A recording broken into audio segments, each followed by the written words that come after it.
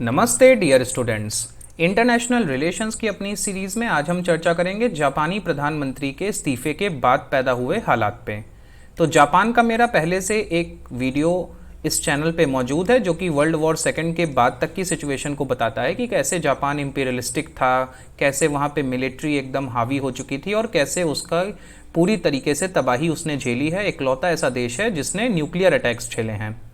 तो जापान के प्रधानमंत्री ने अपनी बीमारी का हवाला देते हुए अपना इस्तीफा दे दिया है। उनका कार्यकाल अगले वर्ष समाप्त होना था, लेकिन वो उसके पहले ही अपने पद से इस्तीफा दे चुके हैं। तो अभी एक टेम्पररी पीरियड के लिए कोई व्यक्ति इन्हीं की पार्टी का चुना जा सकता है जो अगले 1 साल तक यहाँ पे रहेगा। जैसा कि आप देख सकते हैं, भारत के प्रधानमंत्री ने भी इनके हेल्थ इश्यूज़ को लेकर के यहाँ पे ट्वीट किया है और भारत के प्रधानमंत्री के इनसे संबंध अच्छे थे। जब प्रधानमंत्री भारत के गुजरात के सीएम थे तब भी ये जापान गए थे, तो इनका शिंजो आबे ने बहुत सपोर्ट किया था अपने पहले कार्यकाल में। शिंजो आबे का पहला कार्यकाल जो था उसमें उन्होंने 2007 में इसी डिजीज़ की वजह से, जो एक क्रॉनिक प्रॉब्लम है उसकी वजह से, अपना इस्तीफा दे दिया था। ठीक है, ये पहली बार नहीं है, ये पहले भी इस्तीफा दे चुके हैं और तब भी इनके क्रिटिक्स ने काफ़ी इनको क्रिटिसाइज किया था। अब आप यहाँ पे जापान का मैप देख सकते हैं, इसमें ये 4 द्वीप आपको पता होने चाहिए। एक बार कोई इसको क्रम से कमेंट बॉक्स में लगा दे जिससे सबको याद हो जाए। ये चारों द्वीप नॉर्थ से साउथ कई एग्जाम्स में कई बार पूछा गया है। तो जापान के प्रधानमंत्री ने अपने पुअर हेल्थ इश्यूज को लेकर के अपना रेजिग्नेशन दे दिया। ये लॉन्गेस्ट सर्विंग प्रधानमंत्री थे जापान के। इनके अंकल, इसके पहले उनके नाम ये रिकॉर्ड था, आगे वो न्यूज़ भी आएगी। तो इनका अचानक से ये पूरा का पूरा इस्तीफा देना, उसने लिबरल डेमोक्रेटिक पार्टी, जी हाँ, जापान की जो सत्ताधारी पार्टी है वो लिबरल डेमोक्रेटिक पार्टी है। और जापान की पार्लियामेंट का नाम क्या है? Someone please tell me in the comment thread.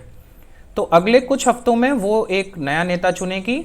आबे की जो पूरी की पूरी आबेनॉमिक्स थी, आपको पता होना चाहिए जापान में स्टैगफ्लेशन चल रहा था कई वर्षों से। जापान के बारे में द लॉस्ट डिकेड कहा जाता है, हम लोग आगे इस चीज़ को समझेंगे। तो इनकी जो आबेनॉमिक्स थी उसने अभी तक मिक्स्ड रिजल्ट्स दिखाए थे। मतलब कि इन्होंने इसकी घोषणा तो बहुत जोर शोर से की थी और इन्होंने कहा था कि ये जापान को स्लो ग्रोथ के दायरे से बाहर निकालेंगे, लेकिन अभी तक उसके कोई बहुत अच्छे रिजल्ट्स देखने को नहीं मिले थे। और जैसा कि आपको पता है, जापान की इकोनॉमी तीसरी सबसे बड़ी इकोनॉमी है, 5 ट्रिलियन की इकोनॉमी है, जिसका सपना आज भारत देख रहा है कि 5 ट्रिलियन तक पहुंचेगा। हालांकि पैंडेमिक के बाद ये सपना अभी और वक्त लगाएगा। आबे ने अभी रिसेंटली लॉन्गेस्ट सर्विंग लीडर होने का खिताब पाया, मतलब वो सबसे लंबे समय तक यहाँ के प्रधानमंत्री रहे। और इसके पहले ये रिकॉर्ड इन्हीं के अंकल, अच्छा देखिए, शिंजो आबे जो है बेसिकली ये बहुत ही वेल्दी और पॉलिटिकल फैमिली से बिलोंग करते हैं। इनके ग्रैंडफादर जो थे ना, वो सेकेंड वर्ल्ड वॉर के समय कैबिनेट मिनिस्टर थे और बाद में वो जापान के प्रधानमंत्री भी रहे थे। इनके दादा बाद में जापान के प्रधानमंत्री भी बने। और इनके अंकल जो हैं इशाकू सातो, ये 1964 से 1972 तक, इसके पहले 8 वर्षों के लिए जापान के प्रधानमंत्री रहे।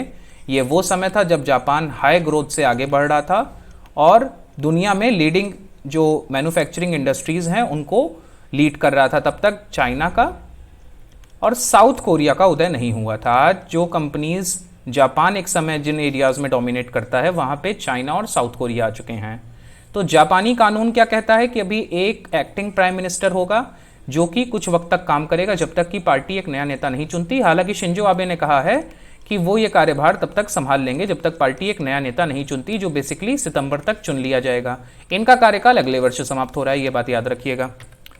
तो ये जापान और इसके आसपास के देशों का एक मैप है। तो यहाँ पे आप देख सकते हैं ये सी ऑफ जापान है। अभी जापान और चाइना के बीच में बहुत ज़्यादा झगड़ा चल रहा था सेंकाकू द्वीप को लेकर के। यही द्वीप था ना, कोई और तो नहीं था। अगर मैं गलत हूं तो कोई कमेंट कर देना, इसमें शर्माने वाली कोई बात नहीं है, बेझिझक कहिएगा।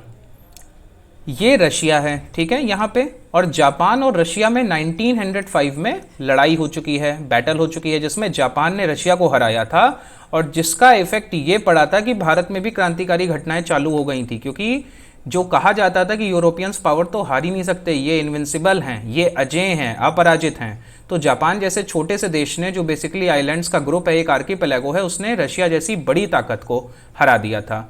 यहाँ पे चाइना है, इस पूरे के पूरे क्षेत्र में जापान का डोमिनेंस था। ठीक है, ये पूरा कोरियन पेनिनसुला नॉर्थ और साउथ जापान ने मिलिटरलाइज करके रखा था। चाइना के इस पूरे हिस्से में जापान घुस आया था। रशिया के साथ उसके बहुत पुराने विवाद चल रहे हैं और चाइना के साथ साथ साउथ कोरिया से भी उसकी दिक्कत है। ये कोरिया स्ट्रेट आप यहाँ पे देख सकते हो। और एक बात याद रखिएगा, जापान को खतरा ना सिर्फ चाइना से है बल्कि नॉर्थ कोरिया से भी है, जो कभी भी न्यूक्लियर बैलिस्टिक मिसाइल्स इसकी तरफ छोड़ सकता है। इसीलिए शिंजो आबे बहुत मेहनत से प्रयास कर रहे थे कि जापान में जो आर्टिकल 9 है इनके कॉन्स्टिट्यूशन का, दरअसल जब अमेरिका ने यहाँ पे इन्वेट किया और 1950 के बाद यहाँ का कॉन्स्टिट्यूशन बनाया तो उसमें आर्टिकल 9 डाल दिया। इसके लिए आप मेरा पुराना वीडियो देख सकते हो, आपको बेसिक जानकारी मिल जाएगी। इस आर्टिकल 9 के तहत ये बात है कि जापान के पास ना अपनी सेना हो सकती है, ना नेवी हो सकती है, ना एयरफोर्स हो सकती है। ये सिर्फ सेल्फ डिफेंस के लिए हो सकती है। ठीक है, मतलब जापान प्योरली एक पैसिफिस्टिक देश बन गया। ठीक है, पूरी तरीके से शांत देश, शांति का प्रतीक। पैसिफिक ओशन से ये वर्ड लिया गया है, पैसिफिक मतलब शांत। ओके, तो जापान पूरी तरीके से एक पैसिफिक देश बन गया। अब शिंजो आबे आज की रियलिटी को देख रहे हैं, वो देख रहे हैं कि चाइना उनसे अपना बदला लेना चाहता है। और ये चीज़ मैंने आपको बताई थी कि अमेरिका ने पर्ल हार्बर पे हुए अटैक का बदला ले लिया। By the way, Pearl Harbor एक मूवी भी है, अगर आपको पूरा का पूरा ये कॉन्सेप्ट समझना है तो आप इस मूवी को देख सकते हैं कि कैसे अमेरिका के द्वीप पे हमला करके जापान ने अपनी मौत को दावत दी थी। ओके, क्योंकि फिर अमेरिका ने जो किया उससे जापान को रिकवर करने में 70 साल लग गए। आज भी वहाँ पे हालात सही नहीं हैं। तो पर्ल हार्बर आप मूवी देख सकते हैं। इसके लिए जापान की जो पैसिफिज्म की पॉलिसी थी वो पूरी तरीके से सही चल रही थी, लेकिन आज चाइना का थ्रेट उसके सामने नॉर्थ कोरिया का थ्रेट है। और अगर अमेरिका यहाँ पे अपनी ट्रूप्स को नहीं रखेगा तो जापान के लिए सिक्योरिटी का इशू सामने आ चुका है। इसके अलावा साउथ कोरिया, हालांकि साउथ कोरिया भी यहाँ पे नॉर्थ कोरिया से उसको खतरा है, लेकिन अमेरिका इस पूरे क्षेत्र में अपनी प्रेजेंस बनाया हुआ है। तो जापान की इकोनॉमी को लॉस्ट डिकेड कहते हैं। 1991 से 2003 तक जापान की जो ग्रोथ रेट है वो केवल 1.14% रही, जो काफ़ी कम थी एक डेवलप्ड इकोनॉमी के लिए। 2001 से 2010 तक भी यही हाल रहा। तो 1995 से 2007 तक का ये जो टर्म है इसमें इनका $5.33 ट्रिलियन से घट करके $4.36 ट्रिलियन इनकी इकोनॉमी एक नॉमिनल टर्म में हो गई और एक स्टैग्नेंट प्राइस लेवल हो गए। ठीक है, रियल वेजेस भी यहाँ पे 5% से फॉल आउट कर गए। अब ओबेनॉमिक्स क्या कहती है, जब इन्होंने लेट 2012 में पूरे के पूरे इलेक्शंस को स्वीप किया था तो आबे ने 3 एरोज बताए थे अपनी ओबेनॉमिक्स के। ठीक है, इन्होंने कहा था कि हम लार्ज स्केल मॉनेटरी ईजिंग करेंगे, फिस्कल स्पेंडिंग करेंगे और स्ट्रक्चरल रिफॉर्म्स करेंगे इकोनॉमी में, जिससे कि जो वर्ल्ड की तीसरी सबसे बड़ी इकोनॉमी है वो फिर से अपनी जो लॉ खो चुकी है उसको हासिल कर लें। अब इन्होंने अभी अपने इस्तीफे देते समय ये बात बोली कि we were able to end the 20 years of deflation with 3 arrows of Abenomics. हालांकि ऐसा हुआ नहीं है, इसको लेकर के लोगों की मिक्स्ड राय है कि थोड़ा बहुत तो हुआ, लेकिन पूरी तरीके से इकोनॉमी उस स्टैगफ्लेशन से अभी भी बाहर नहीं निकल पाई। प्राइम मिनिस्टर के लिए सबसे बड़ी डिसअपॉइंटमेंट ये है कि जो थर्ड एरो रिफॉर्म्स थे उनके इकोनॉमी को रीशेप करने के, उसके साथ साथ जापान में और क्या दिक्कत चल रही है, एजिंग पॉपुलेशन की दिक्कत चल रही है। अगर आपको 100 साल से ज़्यादा की उम्र के लोगों को देखना है तो सबसे ज़्यादा आपको जापान में मिलेंगे। एक एस्टीमेट के मुताबिक 20,000 से ज़्यादा जापानी 100 साल से ज़्यादा के हैं। जापान एक डिक्लाइनिंग सोसाइटी है। जापान अगले 20 से 30 वर्षों में ख़त्म हो जाएगा अगर जापानी बच्चे नहीं पैदा करेंगे, और वो बिल्कुल भी ऐसा करना नहीं चाहते क्योंकि उनका लालन पालन बहुत ही ज़्यादा कठिन है। जापानी जो हैं वो इमिग्रेंट्स को नहीं पसंद करते हैं। ऐसा भी नहीं है कि ये कनाडा की तरह अपने देश को बना लें या यूरोप की तरह अपने देश को बना लें। दे डोंट लाइक इमिग्रेंट्स, क्योंकि जापानी सोसाइटी बहुत ही ज़्यादा कंजर्वेटिव है, इनको इमिग्रेंट्स पसंद ही नहीं है। तो ये भी इशू हो जाता है। इनका लेबर मार्केट जो है बहुत ही ज़्यादा रिजिड है, इनके लेबर लॉज बहुत ही ज़्यादा टफ हैं। आप लेबर से ऐसे काम नहीं करा सकते जैसे भारत में होता है, लेबर की कोई इज्जत ही नहीं होती। माइग्रेंट वर्कर्स को पैदल हाईवेज पे चल करके लौट के अपने गंतव्य तक आना पड़ता है। तो ये चीज़ें पूरी तरीके से इल्यूसिव निकल आई। अब आज चैलेंजेस क्या है जापान के सामने? जापान के जो रिश्ते हैं चाइना और साउथ कोरिया से वो अच्छे नहीं हैं। जापान और साउथ कोरिया के बीच में एक मिनी ट्रेड वॉर भी देखने को मिला था, क्योंकि जो टेरिटोरियल डिस्प्यूट्स रहे हैं वो हमेशा से रहे हैं, हिस्टोरिकल रीजंस रहे हैं। जापान ने इस पूरे क्षेत्र पे राज किया है। जापान की मिलिट्री ने यहाँ पे बहुत से अब्यूज किए हैं वॉर टाइम में।